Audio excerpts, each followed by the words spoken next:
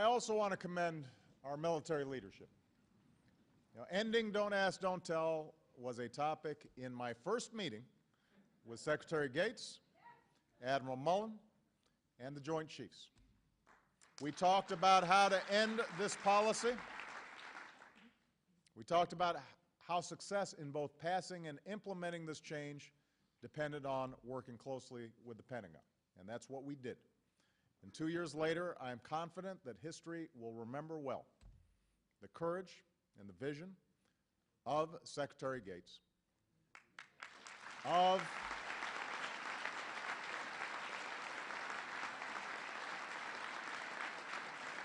Admiral Mike Mullen, who spoke from the heart and said what he believed was right,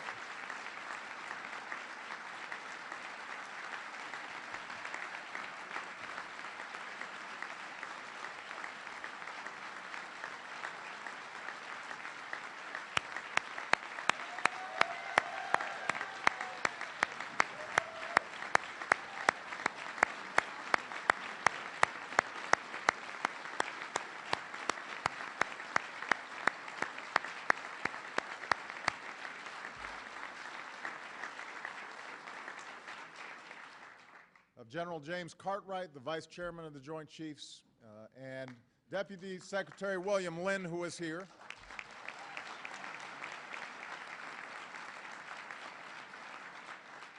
Also, the authors of the Pentagon's review, Jay Johnson and General Carter Ham, who did outstanding and meticulous work.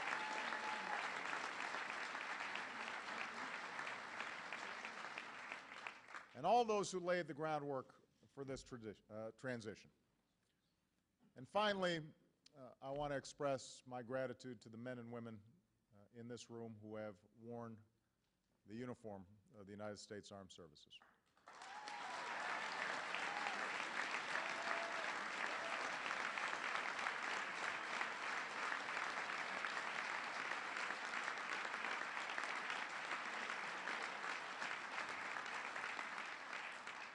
I want to thank all the patriots who are here today, all of them who were forced to hang up their uniforms as a result of Don't Ask, Don't Tell, but who never stopped fighting for this country and who rallied and who marched and fought for change.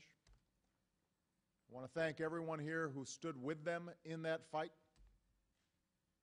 Because of these efforts, in the coming days, we will begin the process laid out by this law.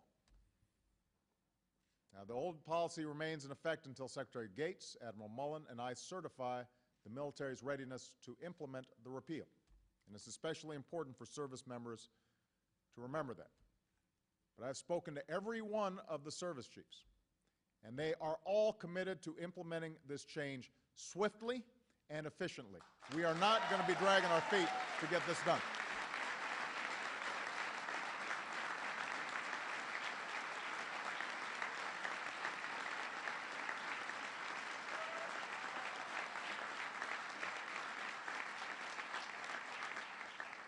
Now, with any change, there's some apprehension. That's natural. But as Commander-in-Chief, I am certain that we can effect this transition in a way that only strengthens our military readiness. The people will look back on this moment and wonder why it was ever a source of controversy in the first place. I have every confidence in the professionalism and patriotism of our service members. Just as they have adapted and grown stronger with each of the other changes, I know they will do so again. I know that Secretary Gates, Admiral Mullen, as well as the vast majority of service members themselves share this view. And they share it based on their own experiences, including the experience of serving with dedicated, duty-bound service members who were also gay. As one Special Operations warfighter said during the Pentagon's review, this was one of my favorites. It echoes the experience of Lloyd Corwin decades earlier. We have a gay guy in the unit. He's big, he's mean, he kills lots of bad guys. No one cared that he was gay. And I think that sums up perfectly the situation. So,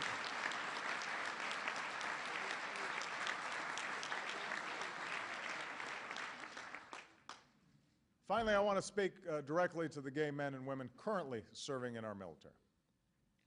For a long time, your service has demanded a particular kind of sacrifice.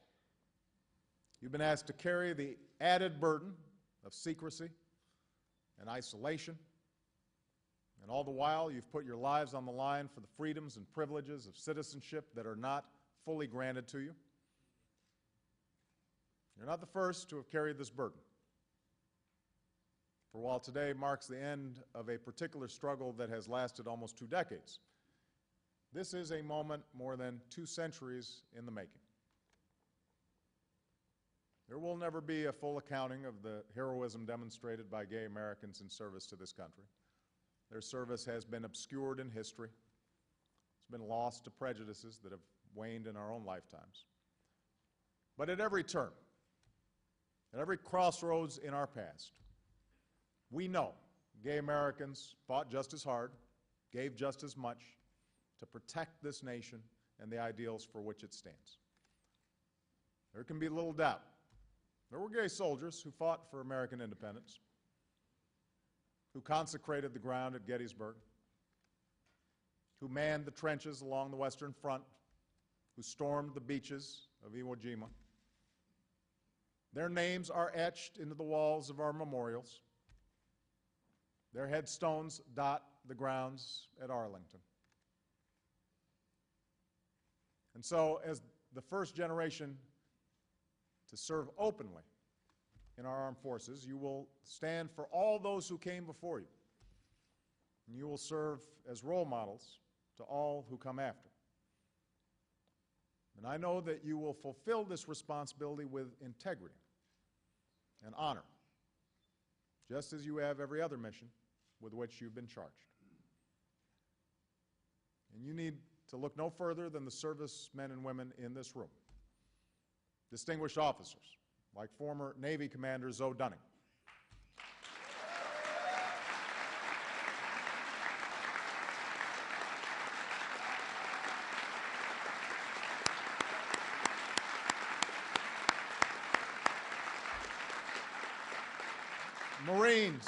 Marines like Eric Alva, one of the first Americans to be injured in Iraq.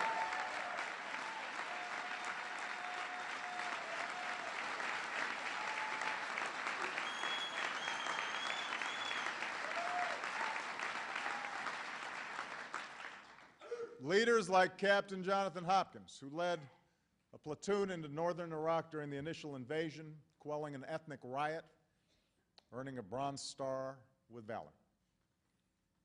He was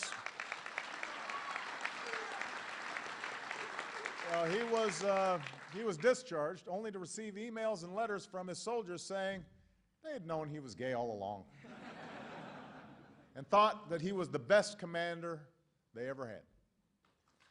There are a lot of stories like these.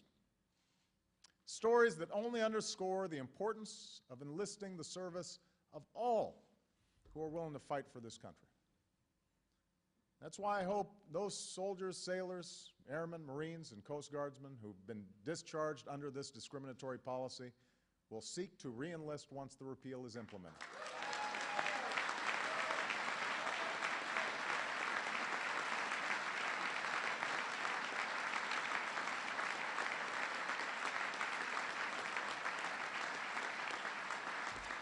That is why I say to all Americans, gay or straight, who want nothing more than to defend this country in uniform, your country needs you, your country wants you, and we will be honored to welcome you into the ranks of the finest military the world has ever known.